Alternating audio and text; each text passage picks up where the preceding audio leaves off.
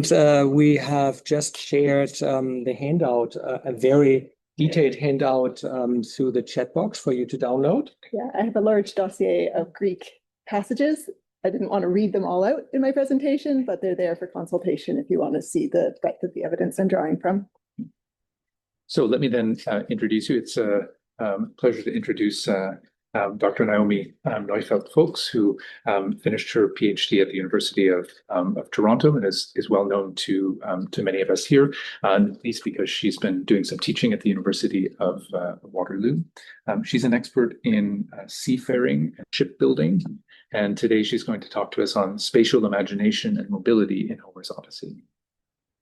Thank you. Thank you for the introduction. The enduring appeal of the Odyssey lies not only in its story of wandering and return, but in the way it makes sense of movement itself. Travel in the poem is structured, narrated, and cognitively organized through navigational cues like time, wind direction, landmarks, and astrological phenomena. I argue that Homer uses these cues to construct a spatial epistemology of the maritime world, a way of knowing space that is dependent on narrating mobility itself. More specifically, I argue that the poem distinguishes between different modes of spatial cognition by varying the density and function of navigational detail, such as temporal markers, harbor descriptions, and directional cues, to guide the audience's perception of space. In the early parts of the poem, these markers are dense and functional. Time corresponds to distance, harbors anchor movement, and sailors exercise navigational choice. As Odysseus moves towards ocean, however, these same markers become unstable and ultimately lose their capacity to organize space. Movement continues, but it is no longer navigable in human terms and under human agency. Next slide, please. I argue that the Odyssey constructs maritime space not as a fixed geography, but as a series of distinct navigational regimes, each defined by how time, wind, landmarks, and human agency interact. 3 distinct spatial regimes exist: a navigable world, a liminal zone of transition, and a cosmological space in which navigation collapses. In the known world, these navigational elements align. Time measures distance, winds provide direction, landmarks anchor position, and sailors make meaningful decisions within a coherent spatial system. However, as Odysseus moves into the realm of myth in his apologue, this alignment begins to break down. His itinerary brings him to spaces where navigational cues cease to orient and maritime cultural norms are subverted. At the cosmological threshold marked by Circe and the approach to ocean, navigational markers do not disappear, but cease to function normally. Time no longer reliably translates into distance, winds propel without orienting, and movement becomes increasingly detached from human control. The result is a distorted and disoriented spatial regime in which the audience can no longer construct a stable cognitive map of the journey. When Odysseus returns to the world of the Phaeacians, navigational detail reemerges, restoring spatial coherence. By tracing these shifts, we can see that Homer is not offering a muddled geography, but a highly controlled narrative system that leads the audience from the familiar and cognitively legible world into the limits of the imaginable and back again. Homer is not just describing space, he is controlling how it is cognitively processed. Before I proceed, it is important to note that much of the spatial and navigational detail is embedded within secondary narrations, particularly those of Odysseus, Nestor, and Menelaus. This layering means we encounter interpretations of maritime space mediated by the perspectives, intentions, and rhetorical contexts of the speakers themselves. While this introduces clear opportunities for bias and strategic emphasis, this mediation nevertheless does not diminish the authority of the poem's spatial world. Rather, it is the means by which Homer constructs it, as spatial cognition in the poem emerges not from objective geography, but from layered acts of storytelling. Next slide. Before Odysseus's epilogue, the Odyssey establishes a maritime world that is not only familiar, but systematically navigable. In the accounts of Nestor and Menelaus, as well as in Odysseus's own lying tale, Homer presents a spatial regime in which movement at sea is structured, intelligible, and crucially, is actionable. This navigability depends on the interaction of several key elements: recognizable toponyms, directional winds, temporal measurement, and human decision-making. Together, these features allow both characters and audience to construct a coherent cognitive map of maritime space. In Nestor's account of the return from Troy, this system is clearly visible. When he describes the moment of indecision at Lesbos, he recalls, "We were debating, hormainon whether to choose the long passage outside the rugged coast of Chios and by way of Syria, keeping that island on our left, or to sail inside Chios past the windy heights of Mimas. In this dilemma, we prayed for a sign, and heaven made it clear that we should cut straight across the open sea to Euboea to get out of harm's way as quickly as possible." The verb hormaino here is significant. It captures a moment of deliberation, of weighing routes, conditions, and risks. Navigation is a matter of human judgment and cognitive process, exercised within a structured environment. Even when Nestor and his companions ultimately seek a sign from the gods, the decision itself emerges from a clearly articulated set of alternatives, grounded in geographical knowledge. The presence of specific toponyms, Chios, Syria, Mimas, Euboea, further reinforces the sense of shared and recognizable spatial framework. These are points within a network that can be plotted, compared, and traversed. And the sea, in this context, is a domain structured by known routes and landmarks. This intelligibility is complemented by detailed environmental knowledge. When Nestor describes Menelaus's landfall in Crete, he specifies its maritime conditions. He provides precise details, such as how the southwesterly wind drives waves toward a headland where a smooth rock projects outwards below the cliffs. Important environmental details like the directional force of the sea against the coast and the existence of protruding rocks encode practical navigational information in a world where successful movement depends on the ability to interpret environmental cues.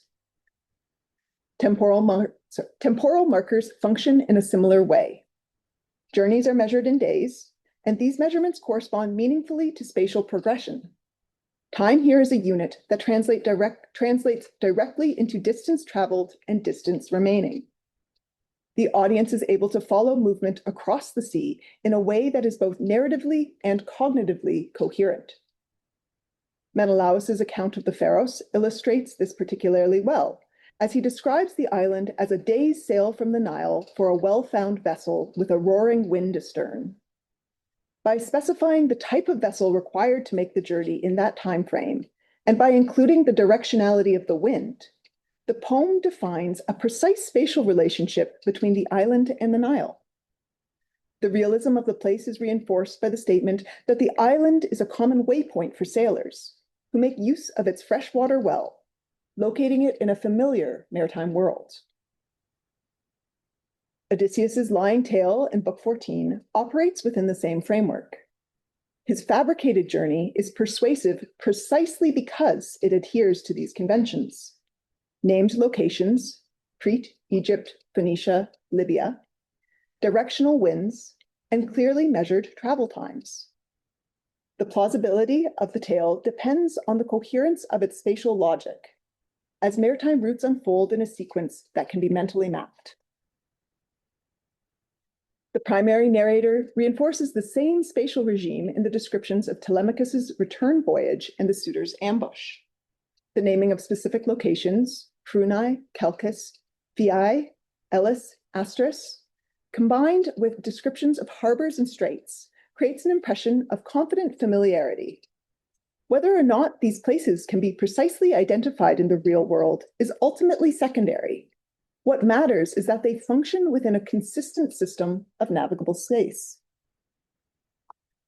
Taken together, these examples establish a clear baseline, a maritime world in which movement is legible because its components are aligned. Time measures distance, wind provides direction, landmarks anchor position, and human agents make decisions within this framework. It is this alignment that will begin to break down as Odysseus moves beyond the boundaries of the known world. The transition to mythic space is not marked simply by the appearance of fantastical beings, but by the gradual dissolution of the systems that make navigation and therefore spatial understanding possible. Next slide, please. The movement from navigable to non-navigable space does not occur all at once. It unfolds gradually, and Homer marks this transition by destabilizing the very features that previously made maritime space legible. Odysseus's encounter with the Cicones at Ismarus remains anchored in the same navigable system and recognizable spatial regime that characterizes the known world. In recounting his departure from Ismarus, Odysseus states, "Had not the swell, the current, and the north wind combined, as I was doubling Malea, to drive me off my course, drifting past Cythera. For 9 days I was chased by those deadly winds." Several elements here reinforce the continued presence of navigable space. The reference to Malea anchors the episode within a well-known maritime landscape, one already associated with dangerous sailing conditions in the earlier narratives of Nestor and Menelaus. The naming of the north wind, Boreas, and the toponym Cythera provides directional specificity, and the journey itself is measured in a clearly articulated temporal sequence, 9 days of storm-driven movement, followed by landfall on the 10th. Although Odysseus is blown off course, this loss of control is intelligible within the logic of normal seafaring. Storms, currents, and adverse winds are expected disruptions, not indicators of a fundamentally altered spatial order. And unlike at later points of his account, here Odysseus does not blame the turbulent conditions on divine intervention. In this sense, Odysseus's early loss of agency represents a familiar maritime vulnerability, the sailor's exposure to environmental forces that can override human intention without rendering navigation itself meaningless. As Odysseus progresses, the world begins to resist navigation in new ways. The episode of the Cyclopes is particularly revealing in this respect, and I argue marks the threshold of the liminal spatial regime, where navigational cues and maritime norms begin to distort. The episode is intentionally paradoxical. On the one hand, Odysseus provides one of the most detailed coastal descriptions in his entire narrative. The neighboring island is described as having a natural harbor, fresh water, and ideal conditions for landing, features that in earlier contexts signal a fully navigable environment.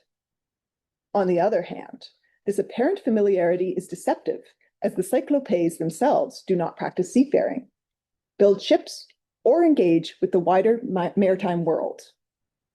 In other words, the physical landscape remains navigable, but the cultural framework that supports navigation has disappeared. This absence is emphasized in the famous description of the Cyclopes as athemistoi, people without social order or norms. Their lack of seafaring reflects a broader absence of the structures that make navigation possible. This creates a subtle but important shift, as navigability is no longer guaranteed by geography alone, depending instead on a broader system of knowledge, practice, and social order, which is also beginning to break down. This instability becomes more pronounced in the subsequent episodes.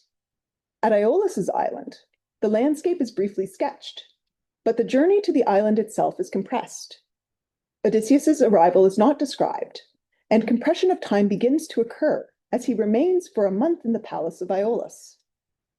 Here, the winds do not function normally, but can be gathered in a bag to be manipulated at will. Significant in this episode is the brief return of functioning navigational cues as Odysseus sails to Ithaca, guided by a westerly wind conjured by Aeolus, providing direction to Odysseus's mobility. Odysseus also provides a temporal marker of 9 days and nights of continual sailing until reaching Ithaca on the 10th day, providing distance to show that conceptual space begins to lengthen once again. As he returns briefly to the known world, temporal measurement, direction, and spatial progress seem aligned. However, Aeolus's gift, the supernatural control of the winds, plays no functional role in navigating the known realm. Instead, it actually inhibits Odysseus's navigational progress by blowing his ships back to Aeolia. The moment of restored coherence is immediately undone, and the sudden speed of this reversal, as emphasized by the adverb isa and the participle harpazo in line 48, signals that movement is once again defying normal spatial logic. A pattern of subversion of navigational knowledge, similar to that which occurred in the land of the Cyclopes, also occurs in the episode of the Laestrygonians. Odysseus provides a detailed description of the harbor with its encircling cliffs and calm waters. But while it appears an ideal shelter, this locus amoenus is no safe anchorage. The very feature that once signified security at sea now produces catastrophe as Odysseus sails deeper into this uncertain realm. By this point, the system of navigational cues has become increasingly unreliable. Harbors no longer guarantee safety, time no longer guarantees progress, and movement no longer guarantees arrival. It is at this moment of instability that Odysseus reaches Circe's island, where the breakdown of navigable space becomes complete. The transition into what I am calling cosmological space begins at Aeaea, and Homer marks this shift not by removing navigational detail entirely, but by altering how it functions. Odysseus's arrival at Aeaea is brief and indistinct. The ship simply reaches the island and enters a harbor without a sound. The effect is subtle but important. The landscape is no longer something to be read or interpreted through navigational cues. It is simply encountered. The loss of directional clarity at this cosmological threshold is emphasized when Odysseus says, "My friends, east and west mean nothing to us here. Where the sun is rising from when he comes to light the world, and where he is sinking, we do not know." This statement signals more than confusion. It marks the collapse of the most fundamental system of spatial orientation available to ancient navigation. The adverb hope, repeated 4 times, makes this disorientation clear. Without east and west and a predictable course of the sun, the world can no longer be organized directionally or temporally. In this cosmological threshold, time compresses to the extreme.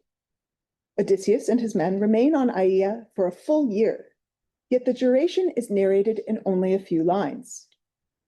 This is not just narrative economy, but signals that time is no longer functioning as a meaningful measure of movement or distance. In fact, Odysseus himself seems to stop noticing the flow of time here until his comrades remind him of the need to return home. The journey has, in a sense, stalled. It is at this point that Odysseus fully loses control over navigation. When Circe instructs him to sail to the underworld, she explicitly removes the need for skill or decision-making. He is told that a pilot is unnecessary and that he must simply raise the sail and sit still while the wind carries the ship. And yet, even here, Homer preserves the language of navigation. Circe describes the wind carrying the ship as the Boreas, the north wind, and the journey unfolds over a duration of 1 day. But these markers are no longer actionable. Odysseus is told that he cannot navigate. There is no steering, no course setting, no interpretation. The terminology of navigation remains, but its function has changed as movement is described but not actively navigated. Homer is signaling that the journey to the underworld is not difficult to navigate, but impossible to navigate. This condition persists after the Underworld episode. When Odysseus returns to Aeaea, he does so in exactly the same way, borne by wind and current, without exerting control. From this point onward, his route is dictated entirely by Circe. She provides a sequence of instructions, past the Sirens, between Scylla and Charybdis, to the cattle of Helios, replacing navigation with prescription. The result is a rapid succession of episodes, in which spatial continuity breaks down. No distances are given, and coastal descriptions are minimal. Landmarks, when they appear, serve only immediate narrative purposes, such as the fig tree above Charybdis, rather than helping to situate the journey within a broader map. The effect of this is cumulative. Earlier in the poem, temporal markers, winds, and harbors allowed the audience to imagine movement across a continuous maritime space. Here that continuity collapses. Episodes follow one another without measurable transition, producing a sense of acceleration that mirrors Odysseus's loss of control, not only over his crew, but over his trajectory through space itself. By the time he reaches Ogygia, Odysseus is no longer a navigator at all. He has become a passive figure, carried, delayed, and confined within a space that cannot be traversed by human skill. The cognitive map that structured the earlier parts of the poem has, at this point, fully dissolved. Next slide, please. The movement from Ogygia to Scheria marks a crucial shift in the structure of the space itself. The return of a world that can once again be navigated through human techniques. What reemerges here is the reappearance of legible, measurable, and navigable maritime space. After the radical disorientation of the oceanic and underworld episodes, Odysseus's departure from Ogygia reintroduces the fundamental tools of seafaring and navigation. Odysseus builds his own vessel by hand, an action that reintegrates him into the maritime culture of the familiar worlds, and is once again able to orient his direction through celestial markers. There he sat and never closed his eyes in sleep, but kept them on the Pleiades, or watched Boötes slowly set, or the Great Bear. It was this constellation, the only one which never bathes an ocean stream, that the wise goddess Calypso had told him to keep on his left hand as he made across the sea. The passage makes a point of remarking on Odysseus's seamanship and navigational abilities by including the adverb tekneontos, as he uses the stars to chart his course home. While still following divine instruction, his ability to steer his ship skillfully and accurately over the seas signals the gradual restoration of his agency as he finally re-enters a navigable space. Here the stars again function as stable points of reference. The cosmos is again ordered and intelligible. Here space can be read and movement can be directed. Similarly, time regains its function as a measure of distance. The voyage is carefully marked, 17 days at sea, landfall on the 18th, restoring the connection between duration and spatial progression that had collapsed in the mythic realm. Thus, the transition from Ogygia to Scheria marks the reemergence of a human-scale spatial order, in which stars, time, and distance once again function coherently, and the audience can once again construct a cognitive map. With his arrival at Scheria, Odysseus finally returns to a fully navigable world. The advanced seafaring culture of the Phaeacians stands in direct contrast to the Cyclopes, emphasizing Odysseus's return to an intelligible world where social norms are restored. Their extreme prowess in seamanship and control of maritime technology establishes this space as a hyperstable spatial realm where navigation is almost automated. Alcinous explains, "For the Phaeacians have no steersmen, nor steering oars such as other craft possess. Our ships know by instinct what their crews are thinking and propose to do." Thus, Odysseus's arrival here represents the complete restoration and even perfection of navigable space, as the realm is so perfectly ordered that orientation requires no effort. Destinations are clearly defined, routes are implicitly known, and movement is direct, efficient, and error-free. Moreover, the harbor and city are described by Nausicaa as she guides Odysseus to the palace, allowing the landscape to once again take cognitive form. Time regains its usual significance as Odysseus departs the following day after the banquet. When the Phaeacians escort Odysseus to Ithaca, they do so with complete navigational mastery, guided by familiar markers and moving effortlessly through fully intelligible space. They bring their vessel into a perfect natural harbor functioning as it should. Precise details of the harbor are provided, marking the space as cognitively real and distinct. That Odysseus sleeps during the Phaeacian voyage does not signal a loss of agency, but instead marks the completion of a transition in which navigational agency has been so firmly restored that his immediate action is no longer required. In tracing these patterns, we can see that the Odyssey does not simply move between real and fantastical geography, but between different ways of organizing space itself. By shifting relationships between movement, navigational knowledge, and control, Homer guides his audience from a world they can map into one they cannot, and back again. The Odyssey is not about getting lost at sea, but about what happens when the sea itself stops being navigable. Thank you for your attention. Just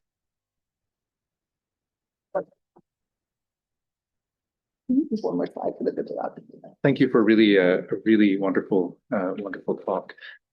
I have a prediction that Jonathan's going to have a question. I'm going to turn to him first. I do, at least a comment, and I think it's a very good paper. And I think Homer's really sort of puzzled about what to say about the wanderings. They're enthralling, they're interesting, they're dynamic, but where is he?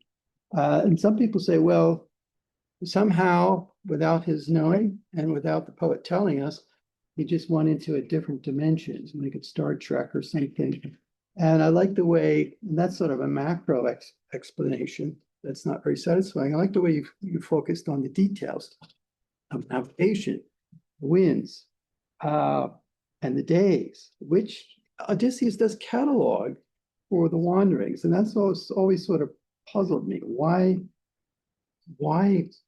catalog these details that don't work if he doesn't know where he's going? And it doesn't seem to be the real world at all. So I like your method, and I think it's a new method to function on these details. And I'll also say Gladstone tried to estimate for his map making how fast the ships went with the wind, and how fast Odysseus was going on the raft. We had 7 miles per hour, 5 miles per hour, and even how fast he was going when he was swimming after the raft. So, which is, and that's sort of hyper rationalistic. But I think you've got a better method there. Yeah. And I think it is interesting when the days are included. I wasn't able, just from time constraints, to keep every example in, but for example, when he does reach, I think it is after the incident on Iolia, when he does reach the land of the Lystrigonians, he gives he says, then we sailed 6 days and 6 nights continuously, and then we reached the land of the Lystrigonians. And following from the Iolus episode, you know that he's probably set out with his men right back on the same trajectory. They're sailing again. He emphasizes that continuous night and day sailing. So 9 nights and 9 days he sailed to get to Ithaca. And you can just imagine he and his men go out, they're sailing 6 days, 6 nights, and then they end up somewhere else. And that just, I think that in that particular instance, including the days, just really reinforces that sense of complete disorientation. He thinks he's going to end up somewhere, and then he encounters this entirely new place. So that he's just lost on this world, and he's trying to use those navigational cues that are so familiar to him, and yet they're not representing space properly. Well, you got to publish it. Really? Yeah. Thank you. Maybe we could talk a bit more about that afterwards. I don't know. Okay. That was so cool. It was so cool, but I don't know which of the two of you I should be directing this to, but it was, well, you, because it was your insight. It's so interesting, this idea that there's a place where, I think your quote was, not difficult to navigate, impossible to navigate, when we're in that middle zone. And I'm just curious how that observation, the way you present it, as that's where you can't navigate because the rules don't exist, how that closely ties to people's scholarly or tourist-driven attempts to make maps of Odysseus's great wanderings. And the places where, I'm just wondering, and this is what I was going to ask you, is the place where people get stuck. on, well, we're not really sure where this is happening, and this is a little, like we can identify some places on the journey. I'm just wondering if the places which are non-navigable, your magic realism places or whatever, are the places where people attempting to draw a map and say he went here and then here and here, or if those are the places where people are kind of going, oh, well, we're going to put it here because we really have no way of knowing. Is there an overlap in between the cartography and your paper? Well, I would say when I was talking about localization, I mean, I'm curious. I respect it as a cultural fact that people take seriously. I don't think it's credible.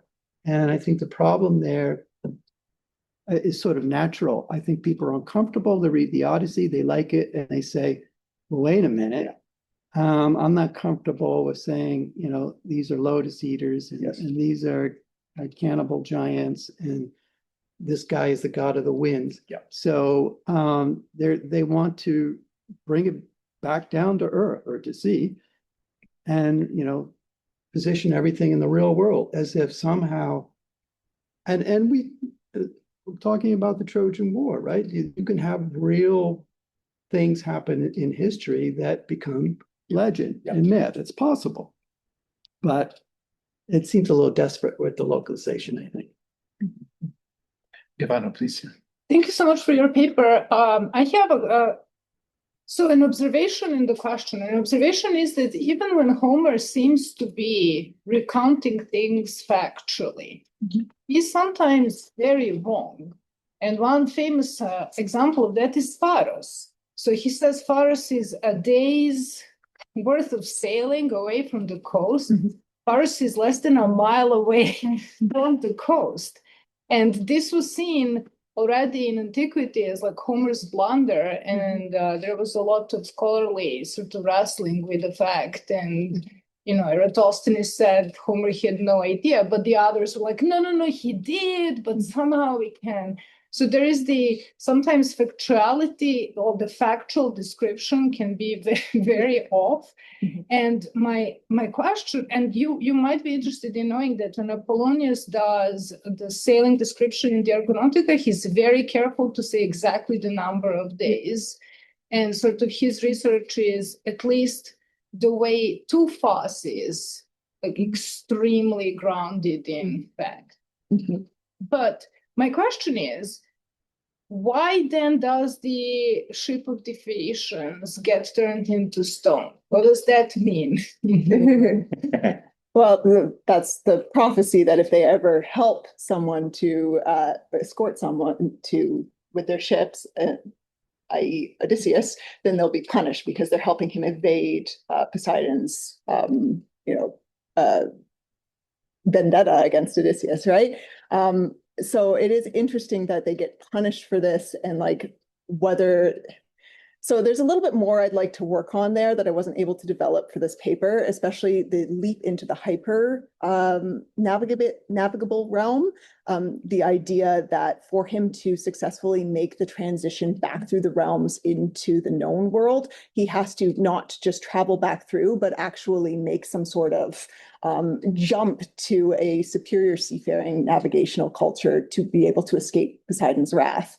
And so that's definitely something to look into, the punishment that the Phaeacians incur because they help him make that leap to escape the divine wrath of Poseidon. I think there's more there that could be unpacked with the movement back into space, but there's just, it was too short a presentation and a lot of things and got cut out, but that's a great point. And then the other point about the Pharos, and at least in my conceptual model, is that it doesn't matter so much that it's not perfectly accurate. No. Homer is just trying to create the impression for his audience that it is grounded in reality, because probably a lot of his audience didn't quite know where the Pharos was related to Egypt. In relation to Egypt, sorry. And it's actually interesting because the words used around that passage, so when Menelaus is describing it, he uses, I have the verbs written down, I don't know off the top of my head, my mastery of Greek isn't quite as good. He uses tis, so thumb island, and he uses Kykleiskousi. Yeah, so like they call it Pharos. So there is this gradation of the known world. So this is a place that's slightly more remote that people listening may not know. It is still well grounded in familiar world directional cues and wind directions make sense and orientation, but it is still a little bit more unfamiliar. And so those words kind of help explain that to Telemachus. And I think that it's just the overall impression that his wording and phrasing is trying to give is that it's real, not so much But that therefore you get caught. Sorry. If describing is very real and factual areas that you don't know well, that's how he got caught. Yeah, exactly. Yes, yeah. It was too, yeah, was too real. too real, exactly. But there is a sympathetic argument too, which is that I do a lot of wilderness canoe tripping with maps and reading guides on routes, and it'll say it will take you a day or 10 hours to paddle from X to Y, and 3.5 days later, because of whatever, you're still not there. A very practical answer could be that, yes, it might have on the particular day that Homer was documenting this. Yeah, you get bad winds, you're not an hour sail away, you're a day sail away. It's just navigation and water. Yeah, although he does say a good wind astern. So. Yes. Can I build on that? Yeah, we have time for one more quick question. So please. Okay, well, I was just thinking, you have this theme of like uncertainty and motion and movement and moving through the chaos. But then as a kind of culminating foil to that idea, I was thinking about the immovable bed and how Homer or Odysseus knows that the bed does not move. And that is like one thing that he is absolutely certain about. And you have this whole idea that just the bed doesn't move. And so Penelope challenges him to move it. And he says, well, it doesn't move. I know that for a fact. And I was thinking that seems like the apex or like the culminating moment where all of that spatial chaos collapses into the certainty of his own home and when he returns home. I like that. That's good. Well, thank you once again, Ellen, for